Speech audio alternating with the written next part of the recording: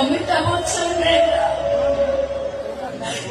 ମୁଁ ତ ଜୟା ବାଦୁଡ଼ି ହେଇପାରିଲେନି।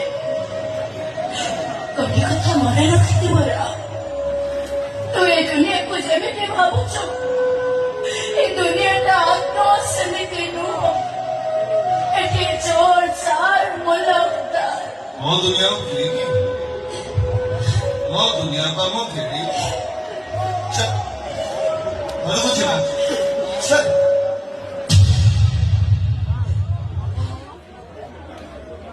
ପୁଣି କଣ ହେଲା? ତତେ ଗୋଟେ କଥା ପଚାରିବି, ତୁ ମତେ ସତ କହିବୁ? ପଚାରୁନୁ। ତୁ ଯଦି ମତେ ଏତେ ଭଲ ପାଉଛୁ, ତୋରି ଆଖି ସାମ୍ନାରେ ସେ ଅମଣିଷ ପଶୁଟା ମୋର ଏତେ ବଡ ସର୍ବନାଶ କରିଦେଲା। ତୁ ସେମିତି ଠିଆ ହେଇ ଦେଖୁଥିଲୁ, ତତେ କଣ କଷ୍ଟ ହଉନଥିଲା? କିଏ କହିଲେ କଷ୍ଟ ହଉନଥିଲା? ବହୁତ କଷ୍ଟ ହଉଥିଲା। ତୁ ସହୁଥିଲୁ କେମିତି?